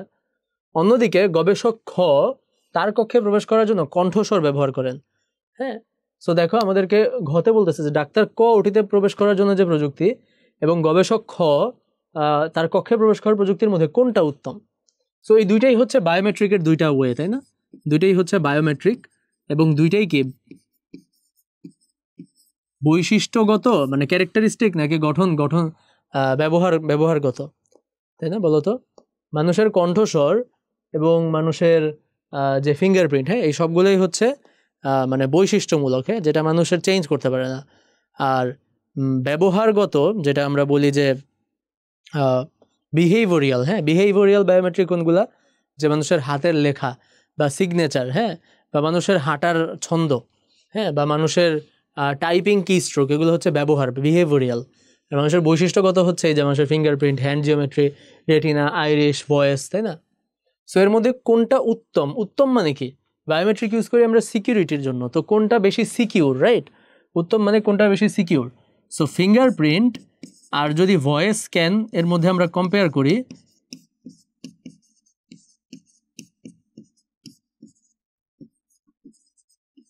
ফিঙ্গারপ্রিন্ট আর ভয়েস স্ক্যানের মধ্যে যদি আমরা কম্পেয়ার করি ভয়েস রিকগনিশন, তাহলে অবশ্যই ফিঙ্গারপ্রিন্টটা বেশি সিকিউর, তাই না? কারণ মানুষের ভয়েস কপি করাটা ইজি, তাই না? মানুষের ভয়েস কপি করাটা ইজি, এবং ভয়েস কপি করাটা ইজি, তার চেয়ে বড় কথা একটা মানুষের রেকর্ডিং প্লে করে দেওয়া যায়, তাই না? আমার কথা তুমি রেকর্ড করে প্লে করে দিলা, অনেক ক্ষেত্রে ওটা অ্যাকসেপ্ট করে ফেলতে পারে। কিন্তু ফিঙ্গারপ্রিন্ট তো তুমি আমারটা মানে আসলে নিতেও তো তোমার কষ্ট হবে, আমার ফিঙ্গারপ্রিন্ট তুমি নিবা কোত্থেকে, তাই না? ছোটোবেলায় আমরা সিআইডিতে দেখতাম যে কারো ফিঙ্গারপ্রিন্ট নিতে হইলে একটা পানির গ্লাস ধরাই দিত আর সামথিং, সে পানির গ্লাস ধরে পানি খাইতো, ওই পানির গ্লাস থেকে তার ফিঙ্গারপ্রিন্ট নিয়ে নিত বা এরকম। তোমরা ছোটোবেলায় সিআইডি দেখছো? দেখতে পারো নাকি? তো এটাই আর কি, ফিঙ্গারপ্রিন্ট অবশ্যই অবশ্যই মোর সিকিউর, রাইট? আচ্ছা, তো ফিঙ্গারপ্রিন্ট ভয়েস রিকগনিশন ছাড়া অন্যগুলোর মধ্যে যদি আমি কম্পেয়ার করি, আচ্ছা, ফার্স্ট অফ অল মানে ক্যারেক্টারিস্টিক বেসড, হ্যাঁ, যেগুলো হচ্ছে বৈশিষ্ট্যগত যে ইয়েগুলো বা বৈশিষ্ট্যমূলক যে বায়োমেট্রিকগুলো, হ্যাঁ, এগুলো সবগুলাই আসলে আমাদের এই ব্যবহারমূলক বা ব্যবহারমূলক বায়োমেট্রিকের চেয়ে বেটার। অর্থাৎ ব্যবহারিকমূলকের মধ্যে ধরো সিগনেচার বা হাঁটার ছন্দ বা টাইপিং কি স্ট্রোক, হ্যাঁ, এগুলার চেয়ে আসলে বৈশিষ্ট্যগতগুলোই বেটার, সবগুলোর চেয়ে বৈশিষ্ট্যগত সবগুলোই বেটার। আর বৈশিষ্ট্যগতগুলোর মধ্যে সবচেয়ে বেটার হচ্ছে ধরো আইরিশ স্ক্যান বা রেটিনা স্ক্যান, হ্যাঁ, তারপর হচ্ছে ফিঙ্গারপ্রিন্ট, তারপর হচ্ছে can be hanged geometry, voice recognition, facial recognition, এগুলা সবচেয়ে ভালো হচ্ছে আইরিশ বা রেটিনা স্ক্যান আই গেস সবচেয়ে ভালো, ঠিক আছে? ওকে, মিস্টার এক্স গবেষণা করার উদ্দেশ্যে দেশে পৌঁছে বিমান থেকে নেমে ড্রাইভারবিহীন স্বয়ংক্রিয় গাড়ি চড়ে গন্তব্যস্থলে পৌঁছান। তার মানে তিনি একটা দেশে গেছেন, যাওয়ার পর তিনি ড্রাইভারবিহীন স্বয়ংক্রিয় গাড়িতে করে একটা জায়গায় চলে গেছেন। সেখানে তাকে এমন একটি বাড়িতে থাকতে দেওয়া হয় যার সব কিছুই আধুনিক তথ্য প্রযুক্তি দ্বারা নিয়ন্ত্রিত। তাহলে এই গাড়িটা তৈরি করার প্রযুক্তি কি? যেটা হচ্ছে স্বয়ংক্রিয় গাড়ি। স্বয়ংক্রিয় গাড়ি মানে কি? এটাও একটা অটোনোমাস রোবট না? স্বয়ংক্রিয় মানেই অটোনোমাস বা অটোমেটিক। তো এই গাড়িটি তৈরি করার প্রযুক্তি কি? একটা অটোমেটিক গাড়ি তৈরি করার প্রযুক্তি কি যেটা অটোমেটিক কাজ করতে পারবে? হ্যাঁ, সেটা হচ্ছে কি রোবোটিক্স, তাই না? রোবোটিক্স, অটোনোমাস রোবট বা রোবোটিক্স। এবং তারপর আসবে যে সাধারণ বাড়ির তুলনায় উদ্দীপকের বাড়ির জনপ্রিয়তা দিন দিন বৃদ্ধি পাওয়ার কারণ কি? সো উদ্দীপকের বাড়িটা কি? এটা হচ্ছে যেখানে তো সবকিছুই তথ্য প্রযুক্তি, তার মানে এটা হচ্ছে স্মার্ট হোম, তাই না? স্মার্ট হোম, এটা চ্যাপ্টারের শুরুর দিকে আছে এই কথাগুলো। স্মার্ট হোম, সবকিছু হচ্ছে তথ্য প্রযুক্তি দ্বারা নিয়ন্ত্রিত। অর্থাৎ ধরো যে তুমি মোবাইলের মাধ্যমে লাইট কন্ট্রোল করতে পারতেছো, ফ্যান কন্ট্রোল করতে পারতেছো, সবকিছু রিমোট কন্ট্রোল বা সবকিছু ভয়েস কন্ট্রোল। হ্যাঁ, ফিজিক্যাল সুইচও আছে, বাট ভয়েস দিয়েও তুমি হয়তো অন অফ করতে পারতেছো, এই ধরনের আর কি। ওকে, দিন দিন বৃদ্ধি পাবার কারণ ব্যাখ্যা করো, বলবা যে এটা সহজ। হ্যাঁ, এবং এই যত দিন যাচ্ছে এ ধরনের টেকনোলজিক্যাল জিনিসের দামও কমে আসতেছে, তাই না? মানুষের সাধ্যের মধ্যে চলে আসতেছে টেকনোলজির দাম। হ্যাঁ, এবং মানুষ ইউজ টু হচ্ছে। হ্যাঁ, এখানে আর কি আরও কিছু ব্যাপার চলে আসবে, যে মানে আমরা পড়ছি না যে বিশ্বগ্রাম প্রতিষ্ঠার উপাদান। সো বিশ্বগ্রাম প্রতিষ্ঠার উপাদান অ্যাকচুয়ালি অনেকগুলো, তার মধ্যে একটা হইতেছে যে মানে মানুষের সক্ষমতা, যে মানুষ আসলে যথেষ্ট ট্রেনিং পাচ্ছে, মানুষ এখন ইউজ করতে পারে। ধরো যে আজ থেকে 5 বছর আগেও মানুষের হাতে স্মার্টফোন ছিল, এখনও সবার হাতে স্মার্টফোন আছে, বাট গত 5 বছরে যে জিনিসটা বাড়ছে সেটা হচ্ছে যে মানুষের ক্যাপাবিলিটি, মানুষ এখন আরও মানে স্মার্টফোন ইউজ করতে পারে, আরও বেশি সংখ্যক মানুষ ইউজ করতে পারে, এবং যারা আগেও স্মার্টফোন ইউজ করতে পারতো তারা এখন আরও বেটার ইউজ করতে পারে। তারা এখন ফেসবুক ছাড়াও আরও অনেক অ্যাপ ইউজ করতে পারে, তারা বুঝে কোন ফাংশনে কী আছে, রাইট? সো এটাই আর কি, মানুষের ক্যাপাবিলিটি তত মানে বাড়ছে, এটাও একটা কারণ। বিশ্বগ্রামের আরও অনেক কিছু আছে, যে মানে কানেক্টিভিটি, তাই না, হার্ডওয়্যার সফটওয়্যার সব কিছুই বাড়ছে। ওকে, এই কারণে এগুলোর জনপ্রিয়তা দিন দিন বাড়ছে। আচ্ছা, তারপর দিনাজপুর বোর্ড 2023, একজন যন্ত্র প্রকৌশলী বিশেষ প্রযুক্তির মাধ্যমে একটি মেমোরি ডিভাইস তৈরি করেছেন যা আকারে ছোট কিন্তু তথ্য ধারণ ক্ষমতা বেশি। আকারে অনেক ছোট কিন্তু এটা অনেক বেশি তথ্য ধারণ করতে পারে এমন একটা মেমোরি ডিভাইস, ধরো এসএসডি বা হার্ড ডিস্ক বা এনিথিং বা র্যাম তিনি তৈরি করছেন। হ্যাঁ, তারপর বলতেছে যে তিনি ডিভাইসটি উন্নত করার জন্য আরও একটি বিশেষ প্রযুক্তির সাহায্যে কাল্পনিক ত্রিমাত্রিক মডেল তৈরি করলেন। সো কোয়েশ্চেনটা হচ্ছে যে উদ্দীপকে উল্লেখিত মেমোরি ডিভাইস তৈরির প্রযুক্তিটি বর্ণনা করো। সো মেমোরি ডিভাইসটা তৈরির প্রযুক্তি হচ্ছে, যেটাকে আমরা বলি হচ্ছে ন্যানো টেকনোলজি। ন্যানো টেকনোলজির মাধ্যমে আমরা যে জিনিসগুলো বানাই সেই জিনিসগুলোর সুবিধা হচ্ছে যে সেটা সাইজে ছোট হয়, কারণ ন্যানো পার্টিকেলের সাইজ নর্মাল পার্টিকেলের সাইজের চেয়ে অনেক ছোট। একটা ন্যানো পার্টিকেলের সাইজ হচ্ছে 1 থেকে 100 ন্যানোমিটারের মধ্যে, অর্থাৎ ন্যানোমিটার লেভেলে, বাট একটা নর্মাল সাইজের পার্টিকেল হয়তো মিলিমিটার বা সেন্টিমিটার লেভেলে হয়। হ্যাঁ, সেন্টিমিটার না, মিলিমিটার লেভেলেই হয়। তো সেক্ষেত্রে ন্যানো পার্টিকেলের সাইজ অনেক ছোট। মাইক্রো হচ্ছে 10⁻⁶, তাই না? সেন্টি হচ্ছে 10⁻², মিলি হচ্ছে 10⁻³ মাইক্রো হচ্ছে 10⁻⁶, আর ন্যানো হচ্ছে 10⁻⁹। সো মাইক্রোমিটার লেভেলে যে পার্টিকেলগুলো আছে তার চেয়ে আসলে ন্যানো লেভেল ছোট। সো ন্যানো পার্টিকেলের সাইজ অনেক ছোট, কারণ ন্যানো পার্টিকেল দিয়ে কোনো কিছু বানাইলে সেটার সাইজও ছোট হয়। এ কারণে তুমি মানে বর্তমানে যেই সাইজের মেমোরি ডিভাইস পাওয়া যায় তার চেয়ে ছোটো সাইজের মেমোরি ডিভাইস বানানো সম্ভব, যার ধারণ ক্ষমতা বেশি, কজ ওটা আমরা ন্যানো পার্টিকেল দিয়ে বানাইছি। তো এখন অলরেডি ন্যানো পার্টিকেল বিভিন্ন জায়গায় ইউজ করা হয় আমাদের প্রসেসরের মধ্যে। হ্যাঁ, প্রসেসরের মধ্যে তোমরা অলরেডি পড়ছো যে প্রসেসরের এক একটা ট্রানজিস্টরের সাইজ কত, 3 ন্যানোমিটার পর্যন্ত আমি দেখছি, এর চেয়েও ছোটো হতে পারে। সো একটা ট্রানজিস্টর যদি 3 ন্যানোমিটার হয়, মাত্র 3 ন্যানোমিটারের মধ্যে একটা transistor, can you believe it? মানে তুমি কখনো এটা চিন্তা করছো? একটা প্রসেসরের মধ্যে বিলিয়ন বিলিয়ন ট্রানজিস্টর, এতটুকু একটা প্রসেসরের মধ্যে এতটুকু, অ্যান্ড একটা ট্রানজিস্টরের সাইজ 3 আচ্ছা 3 ন্যানোমিটার বাদ দাও, 30 ন্যানোমিটার ধরো, 30 ন্যানোমিটার স্টিল আনবিলিভেবল ম্যান। ঠিক আছে, সো এটাই আর কি, কখনো চিন্তা করে দেখলে আর কি বুঝতে পারতা যে জিনিসটার গুরুত্ব কত বেশি এবং সায়েন্স কত দূর চলে গেছে, টেকনোলজি কত দূর চলে গেছে। আচ্ছা, সো এটাই ন্যানো টেকনোলজি ব্যাখ্যা করবা। ন্যানো টেকনোলজিতে ছোটো ছোটো জিনিস বানানো যায়, হ্যাঁ, যাদের বিহেভিয়ার ডিফারেন্ট হয়, কারণ ন্যানো পার্টিকেল নর্মাল পার্টিকেলের মতো বিহেভ করে না। ঠিক আছে, আচ্ছা, উদ্দীপকে উল্লিখিত ডিভাইসটি উন্নত করার প্রযুক্তি। সো উন্নত করার জন্য সে একটা ত্রিমাত্রিক মডেল তৈরি করে, এবং ত্রিমাত্রিক বা 3D মডেল তৈরি করার প্রযুক্তি কি? ভার্চুয়াল রিয়েলিটি, তাই না? ভার্চুয়াল রিয়েলিটিতে আমরা এরকম 3D মডেল ক্রিয়েট করি বা 3D মডেল দিয়ে আমরা কাজ করি, দেখি 3D মডেল করে দেখি, তাই না? Virtual reality. So virtual reality একটা ওয়ে। বইয়ে মানে তোমাদের বইয়ে দেখবা যে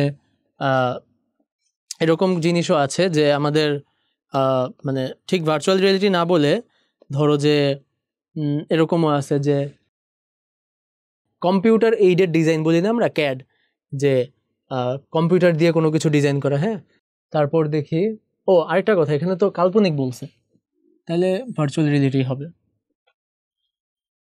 আচ্ছা, ঢাকা বোর্ড 2019-এ চলে আসলাম আমরা দেখতে দেখতে। মাঝখানে অনেকগুলো বছর আইসিটির এক্সাম হয় নাই, সো এই কারণে দেখবা বিশাল বড় একটা জাম্প সালের মধ্যে। 23 সালেই লাস্ট হয়েছে, তার আগে বোধহয় 19 সালেই হয়েছে, মাঝখানে হয় নাই। আচ্ছা, করোনার কারণে হয় নাই, শর্ট সিলেবাসের কারণে হয় নাই, হ্যাঁ, এরকম। আচ্ছা, মিস্টার মুকলেস সাহেব পেশায় মৎস্যবিদ, দেশে মাছের ঘাটতি পূরণের জন্য প্রযুক্তি ব্যবহার করে নতুন নতুন প্রজাতির মাছ উৎপাদন করেন।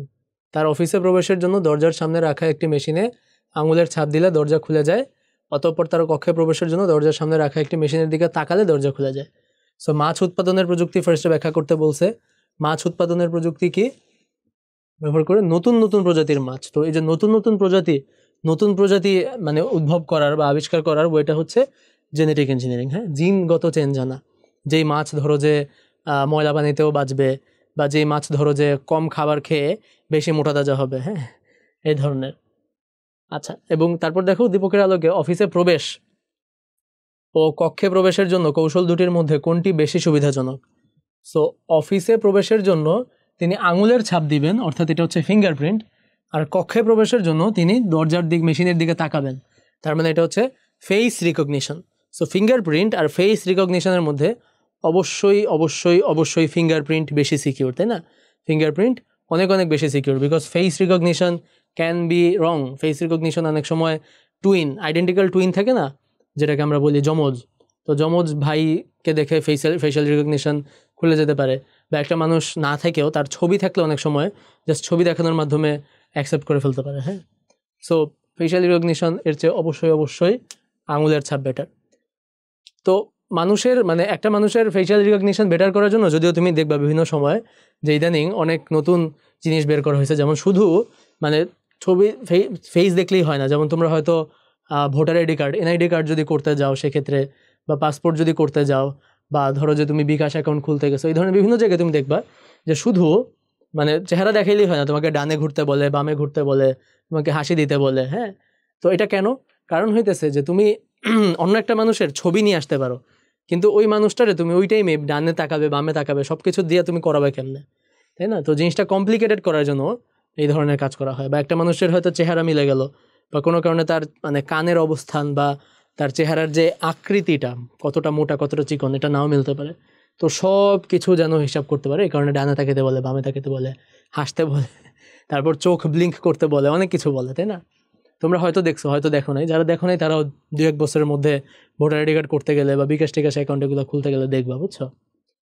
আচ্ছা, তারপর যাই আমরা রাজশাহী বোর্ড 2019, যে বাংলাদেশের রাজধানীর অদূরে ঢাকা শহরের অদূরে তথ্য প্রযুক্তি প্রয়োগে একটি বিশ্বমানের শিল্প কারখানা স্থাপন করার পরিকল্পনা করা হয়েছে। আচ্ছা, যেখানে অ্যাকচুয়েটর এর সাহায্যে দক্ষ হাতে কম্পিউটারের প্রয়োজনীয় যন্ত্রপাতি তৈরি করার মাধ্যমে দেশকে উন্নত ও অর্থনৈতিকভাবে স্বাবলম্বী হতে সহায়তা করবে। সো এই যে অ্যাকচুয়েটরের মাধ্যমে জিনিস বানানো হবে, অ্যাকচুয়েটর ওয়ার্ডটা আসছে কোন টেকনোলজি থেকে বলো তো? এই যে শিল্প কারখানায় ব্যবহৃত প্রযুক্তিটি চিহ্নিত করে, তো চিহ্নিত করো অ্যাকচুয়েটর কোন প্রযুক্তির মধ্যে আছে? Robotics, right? রোবটের যেই এন্ড আর্ম, বা কি বলতে পারি আমরা, যে ধরো আমাদের শরীরের একদম সবচেয়ে পেরিফেরাল অঙ্গ কোনটা, সবচেয়ে দূরে? আঙুলগুলা, তাই না? আলটিমেটলি কোনো কাজ যদি আমরা করি আঙুলের মাধ্যমে করি, আঙুল দিয়ে ধরার পর এরপর হয়তো আমরা শক্তি প্রয়োগ করে ওটাকে টানি বা ঠেলি, বাট আঙুলটা হচ্ছে সবচেয়ে বেশি কাজ করে, রাইট? বা আঙুল যদি না থাকতো সেক্ষেত্রে আমরা হয়তো শুধু এই কবজি দিয়ে বা আর্ম দিয়ে একটা জিনিস ঠেলতাম, তাই না? সো এই যেই জিনিসগুলো মুভ করে এবং যেই জিনিসগুলো দিয়ে আমরা কোনো কিছু ধরি বা টানি বা ঠেলি বা কোনো কাজ করি, হ্যাঁ, ওই অঙ্গ প্রত্যঙ্গগুলোকে অ্যাকচুয়েটর বলে। রোবটের শরীরের ওই অঙ্গ প্রত্যঙ্গগুলোকে অ্যাকচুয়েটর বলে। ধরো ফর এক্সাম্পল একটা রোবট এরকম থাকতে পারে না যে সে একটা জিনিস জাস্ট এভাবে ধরে ওটা উপরে তুলবে, তাহলে তার এই যে অঙ্গটা, এইটাকে আমরা বলবো তার একটা অ্যাকচুয়েটর। এখানে মোটর থাকবে, এই মোটরের মাধ্যমে এটা এরকম আটকাবে, এভাবে খুলবে, এটা হচ্ছে একটা অ্যাকচুয়েটর। সো অ্যাকচুয়েটর থাকে কোথায়? রোবটে। তার অ্যাকচুয়েটরের মাধ্যমে সেই করবে, তার আসলে ওখানে অটোমেটিক রোবটের মাধ্যমে, তাই না? অটোমেটিক রোবটের মাধ্যমে এই কাজগুলো করবে। তারপর দেখো কি বলছে, যে উক্ত প্রতিষ্ঠানের দক্ষ প্রোগ্রামারগণ সিমুলেটেড পরিবেশ স্থাপন করে ঘরে বসে দর্শনার্থীদের শহরের বিভিন্ন স্থান দেখার ব্যবস্থা করে দিবে। সিমুলেটেড পরিবেশ, সিমুলেশন কোথায় হয়? যে দেখো প্রোগ্রামারদের তৈরি প্রযুক্তি ইতিহাস ও ঐতিহ্য রক্ষায় কতটুকু ভূমিকা রাখবে। সো তুমি যদি এই সিমুলেশন করো, এই সিমুলেশনের প্রযুক্তিটা কি হবে? ভার্চুয়াল রিয়েলিটি, তাই না? সিমুলেশনের প্রযুক্তিটা কি হবে? Virtual reality. তো এটা ইতিহাস ঐতিহ্য রক্ষায় কতটুকু গুরুত্বপূর্ণ হবে? বেশ গুরুত্বপূর্ণ হবে, কারণ আমরা যখন একটা জায়গায় ঘুরতে যাই, ধরো তুমি আহসান মঞ্জিলে ঘুরতে গেলা, ধরো তুমি লালবাগ কেল্লায় ঘুরতে গেলা, হ্যাঁ, এইটা কি? এটা আমাদের দেশের একটা দর্শনীয় স্থান, বা বলতে পারো যে ঐতিহাসিক স্থান, হ্যাঁ, বা ঐতিহ্যগতভাবে ইম্পর্টেন্ট। সো একটা জায়গায় যাওয়ার পর সেই জায়গায় আমরা অনেক কিছু দেখি, অনেক কিছু দেখতে পারি না।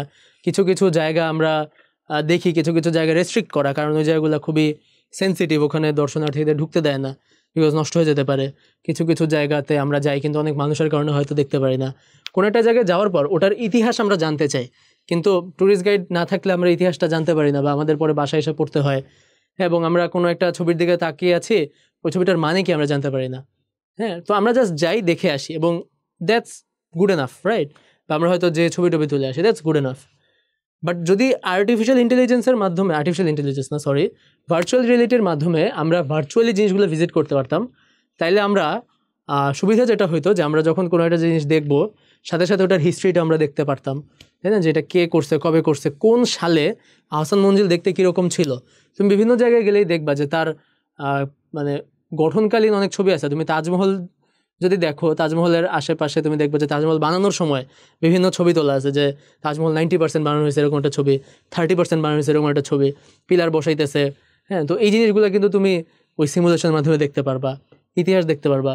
মানে মানে you can do a lot of things in simulation. এবং সবচেয়ে বড় কথা হচ্ছে যে দেশের বাইরে থেকেও মানুষজন দেখতে পারবে, মানুষজন জানতে পারবে। সো অফকোর্স এটা গুরুত্বপূর্ণ। এবং অনেক সময় অনেক ন্যাচারাল ক্যালামিটির কারণে, অনেক প্রাকৃতিক দুর্যোগের কারণে এরকম অনেক ঐতিহাসিক স্থান কিন্তু নষ্ট হয়ে যায়।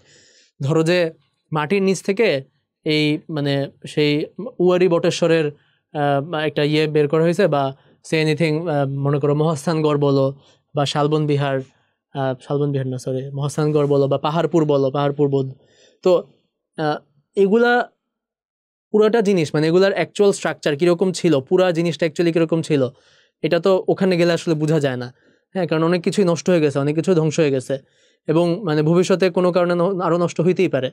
সো সিমুলেশনের মাধ্যমে যে জিনিসগুলো ক্রিয়েট করা যায়, তাহলে ওগুলা কিন্তু আসলে মানে সৃষ্টির অন্তিম কাল পর্যন্ত বেঁচে থাকবে, ওগুলো আর কখনোই নষ্ট হবে না, মানুষের স্মৃতিতে আজীবনে থাকবে, বা মানুষ এটা যে কোনো সময় চাইলে ভিজিট করতে পারবে, দেখতে পারবে। সো এটা সংরক্ষণ করার একটা ওয়ে, এবং বহির্বিশ্বের কাছে নিজের দেশকে রিপ্রেজেন্ট করার একটা ওয়ে, তাই না? এই ধরনের সিমুলেশন ক্রিয়েট করা।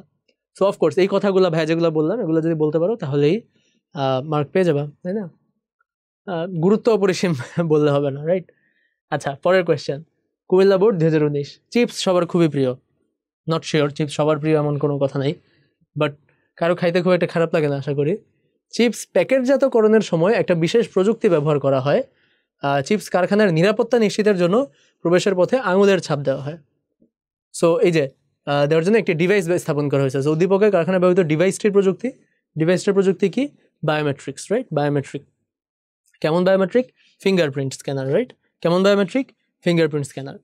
সো এইটা নিয়ে কিছু কথা বলবা, যেটা ব্যাখ্যা করবা যে ফিঙ্গারপ্রিন্ট স্ক্যানারে আমরা ফিঙ্গারপ্রিন্ট স্ক্যান করি, কোনো দুইটা মানুষের ফিঙ্গারপ্রিন্ট সেম হয় না। যদিও অনেক বেশি কায়িক পরিশ্রম করলে, হাত দিয়ে অনেক কষ্টকর কাজ করলে মানুষের হাতের ছাপ মুছে যায় অনেক সময়, বাট আলটিমেটলি আইডেন্টিক্যাল টুইন হইলেও তাদেরকে দেখতে একরকম মনে হইলেও তাদের ফিঙ্গারপ্রিন্ট অলওয়েজ আলাদা হয়। মানুষের ফিঙ্গারপ্রিন্টটা মিমিক করা বা ইমিটেট করা ডিফিকাল্ট, রেপ্লিকেট করা ডিফিকাল্ট। সো এটার সিকিউরিটি বেশ ভালো, ইত্যাদি ইত্যাদি, এগুলো বললেই হবে। ওকে, তারপর বলবো যে চিপসের ক্ষেত্রে ব্যবহৃত প্রযুক্তিটির সুবিধা ও অসুবিধা উল্লেখ সহ তোমার মতামত বিশ্লেষণ করো। তো চিপসের প্যাকেট ব্যবহার করার ক্ষেত্রে যে প্রযুক্তি ব্যবহার করা হচ্ছে সেটা হচ্ছে ন্যানো টেকনোলজি। চিপসের প্যাকেট বানানোর জন্য, হ্যাঁ, ন্যানো টেকনোলজি। তো সেটা ব্যাখ্যা করবা, যেটা বানানোর কারণে চিপসের প্যাকেট অনেক পাতলা রাখা সম্ভব হইতেছে। হ্যাঁ, অনেক অল্প পার্টিকেলের মাধ্যমে চিপসের প্যাকেট বানায় ফেলা সম্ভব হইতেছে। চিপসের প্যাকেট পাতলা হওয়া সত্ত্বেও সে চিপসের ভিতরে বাতাস ধরে রাখতে পারতেছে, বা চিপসটাকে 1 মাস পরেও, 1 সপ্তাহ পরেও চিপসটাকে টাটকা রাখতে পারতেছে, তাই না? এটা নর্মাল কোনো প্যাকেট রাখতে পারতো না। নর্মাল একটা পলিথিন প্যাকেটে চিপস যদি বিক্রি করো, সেটা কখনোই 1 সপ্তাহের বেশি টিকবে না। 1 সপ্তাহের বেশি, 1 সপ্তাহ তো অনেক বেশি, 1 সপ্তাহ টিকবে না, বাট 1 সপ্তাহের বেশি তো টিকবেই না। কিন্তু চিপসের প্যাকেটগুলো অনেক বেটার, মানে অ্যালুমিনিয়াম বা বিভিন্ন ধরনের জিনিসপত্র দিয়ে বানানো হয়, এবং ন্যানো টেকনোলজি ইউজ করা হয় কিছু ক্ষেত্রে। সো এই কারণে এগুলো অনেক দিন পর্যন্ত চিপসটাকে ভালো রাখতে পারে, হ্যাঁ, ইত্যাদি ইত্যাদি। আচ্ছা, তারপর আসি বরিশাল বোর্ড 2019, যে ডাক্তার খলিল দেশের খাদ্য ঘাটতি পূরণের লক্ষ্যে অধিক ফসল উৎপাদনকারী বীজ আবিষ্কারের জন্য একটি প্রযুক্তির সাহায্যে গবেষণা করছেন। তার গবেষণা সম্পর্কিত তথ্যসমূহ তার সহকারী অনুমতি ব্যতীত কম্পিউটার থেকে নেওয়ার চেষ্টা করে। অর্থাৎ তিনি গবেষণা করতেছেন কেন? খাদ্য ঘাটতি পূরণের লক্ষ্যে উচ্চ ফলনশীল সবজি, তাই না, উফশি বীজ আবিষ্কারের জন্য। তাহলে এই ধরনের গবেষণার প্রযুক্তিটা কি? জেনেটিক ইঞ্জিনিয়ারিংয়ের ভালো মন্দ সব কিছু লিখবা, ব্যাখ্যা করো। তোমরা খেয়াল করছো কি না, আমাদের এই চ্যাপ্টারে আসেই হয়তো 7-8টা বা 10টা টেকনোলজি, তার মধ্যে ওই 3-4টা টেকনোলজি সবচেয়ে বেশি আসে, জেনেটিক ইঞ্জিনিয়ারিং আর হচ্ছে বায়োমেট্রিক, হ্যাঁ, এগুলোই ঘুরে ফিরে আসে, রোবোটিক্স এগুলোই ঘুরে ফিরে আসে, ক্রায়োসার্জারি, তাই না? অন্যগুলোও পড়তে হবে, বাট তোমরা খেয়াল মানে দেখতে পেতেছো যেগুলো অতিরিক্ত আসে, ঠিক আছে। আচ্ছা, তারপর ডাক্তার খলিলের সহকারী যে কাজটা করলো, যে তার অনুমতি ছাড়াই কম্পিউটার থেকে তার ফাইলগুলো সরাই নেওয়ার চেষ্টা করলো, হ্যাঁ, এইটাকে নৈতিকতার বিচারে বিশ্লেষণ করো। তো এটা অবশ্যই খারাপ কাজ, হ্যাঁ, গর্হিত অপরাধ। তো এটা সংক্ষিপ্ত সিলেবাসের বাইরে। তারপরে যদি আমরা ছোট্ট করে আলোচনা করি, যে এটা হচ্ছে আমাদের চ্যাপ্টারের লাস্টের দিকে এ ধরনের নৈতিকতা নিয়ে কিছু কথা আছে, বা সাইবার সিকিউরিটি নিয়ে কিছু কথা আছে। তো কারো অনুমতি ব্যতীত কোনো কিছু নিয়ে যাওয়া, এটা ফার্স্ট অফ অল চুরি, হ্যাঁ, এটা স্ট্রেইট ফরওয়ার্ড চুরি। তো এখন আইসিটির পার্সপেক্টিভ থেকে যদি আমরা বলি, এটা হচ্ছে এক ধরনের সাইবার ক্রাইম। এবং কোন ধরনের সাইবার ক্রাইম হতে পারে? এটা প্লেগারিজম হতে পারে, যে সে ওই ডাক্তারের কাজ, ডাক্তার খলিলের কাজ নিজের নামে চালিয়ে দেওয়ার চেষ্টা করতে পারে। এটা এক ধরনের হ্যাকিং হতে পারে, যে আরেকজনের ইনফরমেশন আমি নিয়ে নিলাম, হ্যাঁ, আই গেস, হ্যাঁ, এই জিনিসগুলো দেখতে পারো।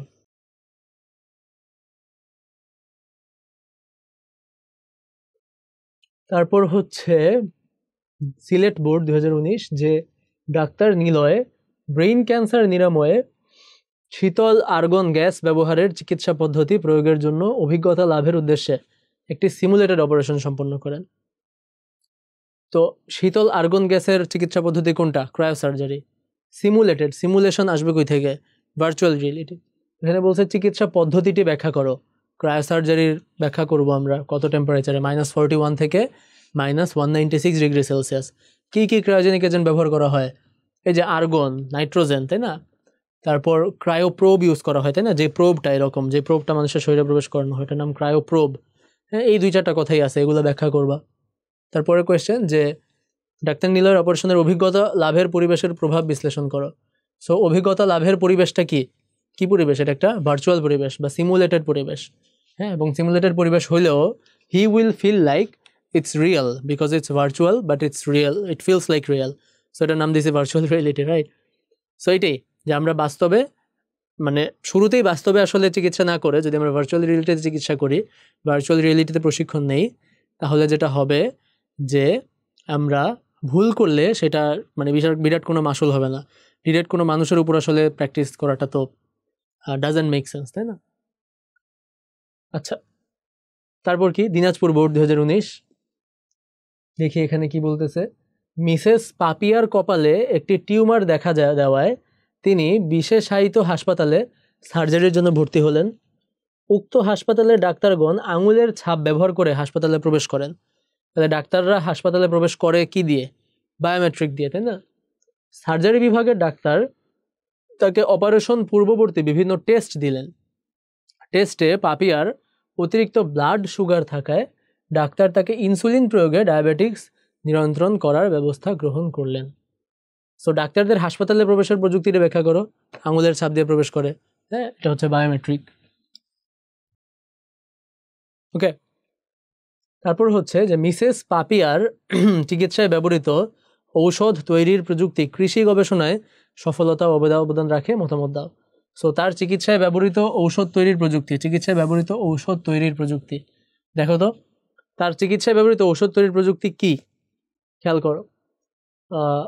বিভিন্ন টেস্ট দিলেন। টেস্টে পাপিয়ার অতিরিক্ত ব্লাড সুগার থাকায় তাকে ইনসুলিন প্রয়োগ করে ডায়াবেটিস নিয়ন্ত্রণ করার ব্যবস্থা গ্রহণ করলেন। সো ইনসুলিন, হ্যাঁ, ইনসুলিন হচ্ছে তার ওষুধ। ইনসুলিন হচ্ছে কি? তার ওষুধ। মিসেস পাপিয়ার ওষুধ কি? ইনসুলিন। ইনসুলিন তৈরি করার প্রযুক্তি কি? ইনসুলিন তৈরি করার প্রযুক্তি হচ্ছে genetic engineering. Again bio informatics হতে পারে, but more accurately genetic engineering. Okay, insulin তৈরি করার প্রযুক্তি হচ্ছে genetic engineering. So genetic engineering কৃষি গবেষণায় সফলতা অবদান রাখে। অবশ্যই জেনেটিক ইঞ্জিনিয়ারিং দিয়ে আমরা উচ্চ ফলনশীল জাতের ধান, গম তৈরি করছি বা করতে পারি, বা পাট তৈরি করি, তাই না? এবং আমাদের মানে অল্প জায়গায় অনেক বেশি শস্য হয়, ইত্যাদি ইত্যাদি, তাই না? আবহাওয়ার কারণে শস্য নষ্ট হয় না, হ্যাঁ, এই জিনিসগুলা। তো একটু ব্যাখ্যা করতে হবে যে ইনসুলিন তৈরি করার প্রযুক্তি কেন জেনেটিক ইঞ্জিনিয়ারিং। ইনসুলিন তৈরি করা হয় যেই প্রসেসে, সেখানে হচ্ছে কোনো একটা ব্যাকটেরিয়া বা কোনো একটা অর্গানিজম থেকে তার ইনসুলিনটা আলাদা করা হয়। তো তোমরা হয়তো জানো, যারা বায়োলজির স্টুডেন্ট, যারা সায়েন্সের স্টুডেন্ট, যে ইনসুলিন হচ্ছে একটা হরমোন। হ্যাঁ, ইনসুলিন হচ্ছে একটা হরমোন, যেটা হচ্ছে আমাদের একটা হরমোন, বা তুমি বলতে পারো একটা এনজাইম, যেটা হচ্ছে আমাদের if I am not wrong, আমি হরমোন এনজাইমগুলো ফেলছি, আচ্ছা যাই হোক, দুইটার একটা হবে। বাট যেটা হচ্ছে আমাদের শরীরের এই সুগারকে ব্রেকডাউন করতে হেল্প করে। হ্যাঁ, ধরো আমাদের শরীরে যে সুগারগুলো থাকে, আমরা গ্লুকোজ খাই বা আমরা ভাত খাই বা আমরা স্টার্চ বলো বা যে কোনো শর্করা বলো আমরা খাই, হ্যাঁ, সেটা তো আসলে সুগার হিসেবে জমা হয়। তো এইটাকে আমাদের শরীরের কাজের জন্য যদি বিপাকীয় কাজের জন্য এটাকে চেঞ্জ করতে, এটাকে বিপাক করতে, হ্যাঁ, ইনসুলিন কাজে লাগে। সো আমাদের শরীরে যদি ইনসুলিন প্রোডাকশন কম হয়, ইনসুলিন প্রোডাকশন হয় হচ্ছে আমাদের অগ্নাশয়ে, মোস্ট প্রবাবলি অগ্নাশয় বা ইয়েতে। তো অগ্নাশয়ে যদি আমাদের ইনসুলিন প্রোডাকশন কম হয়, সেক্ষেত্রে আমাদের শরীরে সুগারের পরিমাণ বেড়ে যায় আমাদের ব্লাডে, কারণ ওই সুগারটা আসলে ডাইজেস্ট হচ্ছে না প্রপারলি। হ্যাঁ, এবং এ কারণে সুগারের পরিমাণ বেশি থাকার কারণে অনেক সময় আমাদের মানে মূত্রত্যাগের পরিমাণও বেড়ে যায়, তাই না? এই কারণে ডায়াবেটিসের বাংলা নাম বহুমূত্র, রাইট?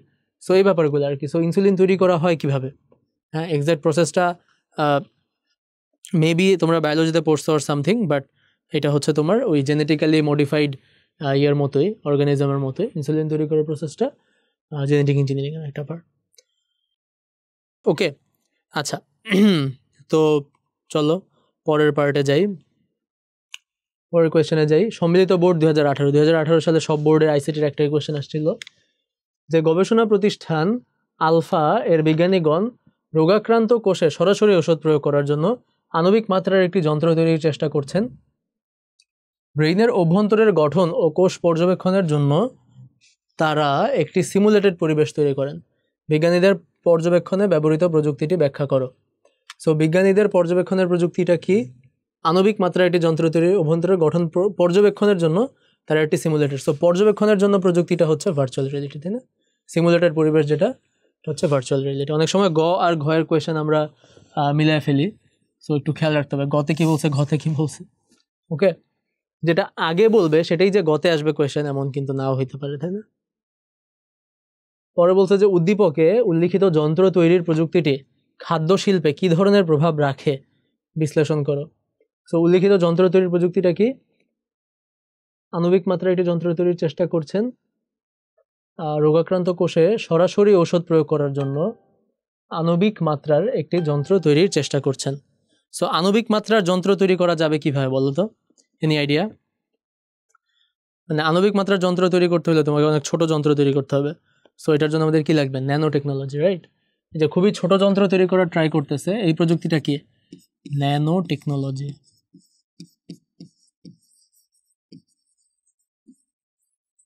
এখানে কিন্তু অনেকগুলা কথা আছে, তুমি হয়তো মিলায় ফেলবা যে রোগাক্রান্ত কোষে ঔষধ প্রয়োগ। এখন রোগাক্রান্ত মানে রোগ শুনলেই মনে হয় ক্রায়োসার্জারি, বাট ক্রায়োসার্জারির কথা এখানে আসেই নেই।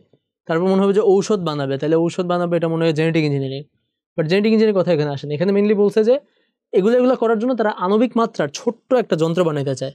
সে যে ছোট্ট যন্ত্র যদি বানাইতে চায়, এটা কোন প্রযুক্তির মাধ্যমে বানাইতে হবে? ন্যানো টেকনোলজির মাধ্যমে। সো এই ন্যানো টেকনোলজি খাদ্য শিল্পে কি ধরনের প্রভাব?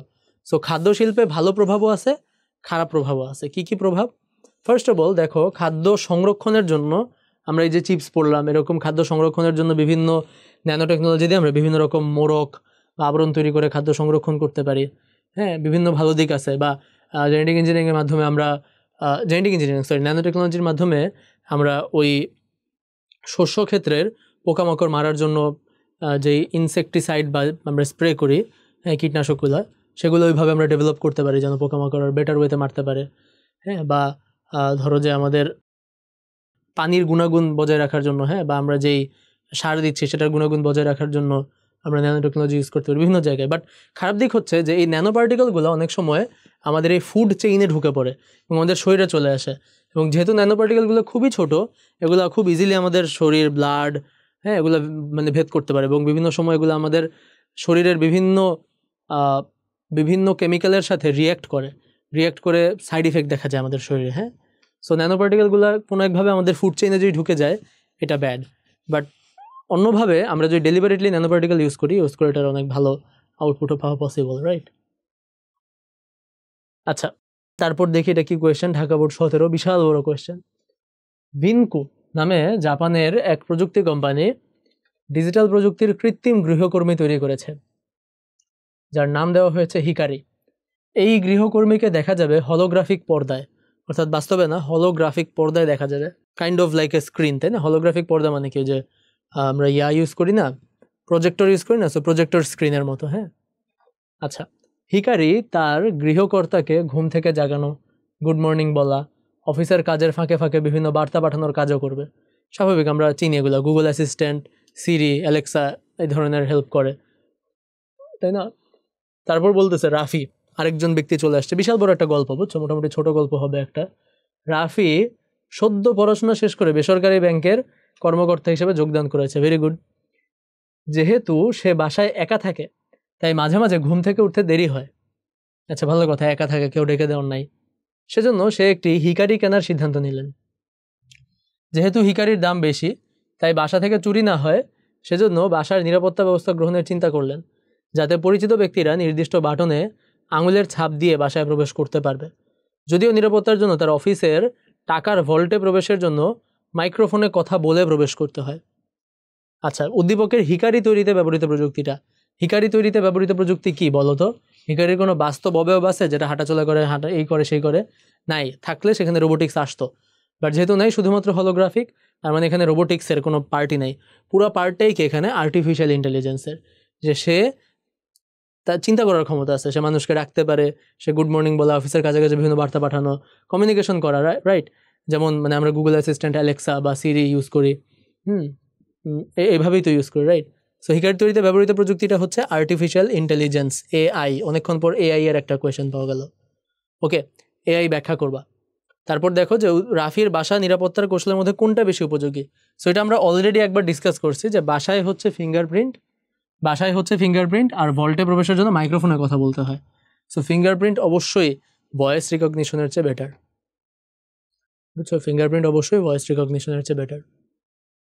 তারপর যদি আমরা দেখি যে ভিকর্নিসের একটা কোয়েশ্চেন, যে সম্প্রতি ভারতের অ্যাপোলো হসপিটাল রোগীর দেহের অভ্যন্তরে অস্ত্রোপচারের জন্য একটি বিশেষ প্রযুক্তির সাহায্যে তৈরি ক্ষুদ্র যন্ত্র রোগীর দেহের অভ্যন্তরে প্রবেশ করিয়ে শুধুমাত্র বাইরে থেকে চিকিৎসক দিয়ে নিয়ন্ত্রণ করে সফল অস্ত্রোপচার করছে। অর্থাৎ একটা যন্ত্র শরীরের ভিতর ঢুকে দিয়েছে আর চিকিৎসক বাইরে থেকে চিকিৎসা করছে। এছাড়াও হসপিটাল কর্তৃপক্ষ নতুন চিকিৎসকদের নিরাপদ প্রশিক্ষণের জন্য বিশেষ প্রযুক্তি ব্যবহার করে। ওকে, সো নতুন চিকিৎসকদের মানে প্রশিক্ষণ দেওয়ার জন্য তারা বিশেষ একটা প্রযুক্তি ব্যবহার করে, কিছু একটা প্রযুক্তি, বিশেষ কি আমরা জানি না। আচ্ছা, ফার্স্টে বলতেছে উদ্দীপকে উল্লেখিত যন্ত্রটি তৈরিতে প্রযুক্তি বিশ্লেষণ করে। দেখো, যেই যন্ত্রটা এতই ছোট মানুষের শরীরের ভিতর চলে যায়, তো সেই ধরনের ছোট্ট একটা যন্ত্র তৈরিতে আসলে আমাদের ন্যানোটেক কাজে লাগবে, তাই না? মানে ছোটোখাটো কিছু বানাইতে হবে, এটা মানেই ন্যানোটেক, মনে রাখবা, ঠিক আছে? সো এত ছোট একটা যন্ত্র যদি তৈরি করতে হয়, সেটার জন্য আমাদের প্রযুক্তিটা কি হবে? Nano technology. আর তারপরের কোয়েশ্চেন হচ্ছে যে হাসপাতাল কর্তৃপক্ষ প্রশিক্ষণের জন্য কোন প্রযুক্তি ইউজ করা হয়? সো প্রশিক্ষণের জন্য অবশ্যই ভার্চুয়াল রিয়েলিটি ইউজ করা হয়, তাই না? ডিরেক্ট রোগীর উপর তো আর প্রশিক্ষণ করতে দেওয়া হয় না, ভার্চুয়াল রিয়েলিটি দিয়ে তাকে আগে এক্সপার্ট বানানো হয়, তারপর হয়তো রোগীদের উপর প্র্যাকটিস করা হয়। আচ্ছা, তো আমরা গ ঘ দেখলাম অনেকগুলো। ওই কোয়েশ্চেনগুলোরই সাথে যদি কিছু ক খ আমরা দেখি, কয়েকটা সংক্ষিপ্ত সিলেবাসের বাইরে, সেগুলো নিয়ে আমরা ডিসকাস না করি, অন্যগুলো নিয়ে ডিসকাস করি।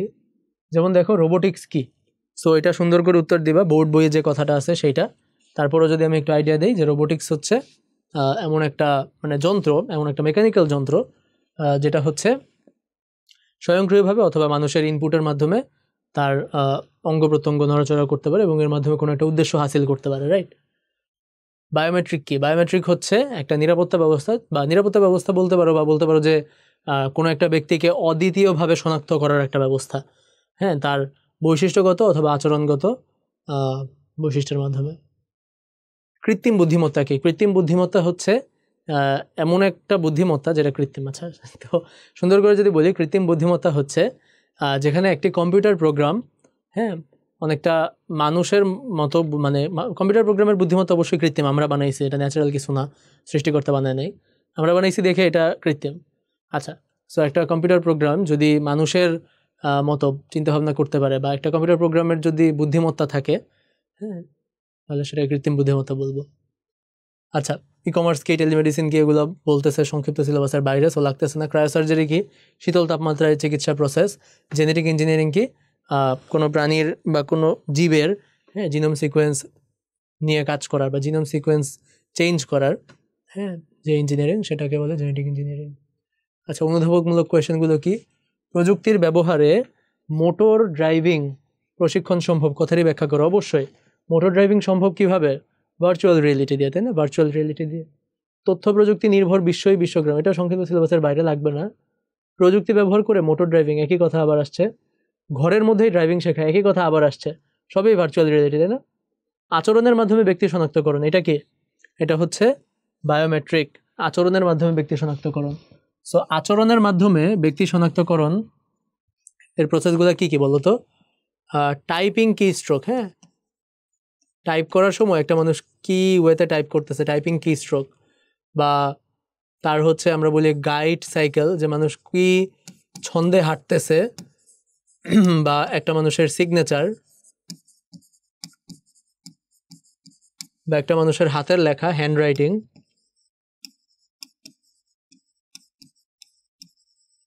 হ্যাঁ, এটসেট্রা। তথ্য ও যোগাযোগ প্রযুক্তি বিশ্বকে হাতের মুঠোয় নিয়ে এসেছে, ব্যাখ্যা করো। এটাও লাগবে না, এটাও বিশ্বগ্রাম থেকে কোয়েশ্চেন। কৃত্রিম বুদ্ধিমত্তা এক ধরনের এক্সপার্ট সিস্টেম, বুঝিয়ে লেখো।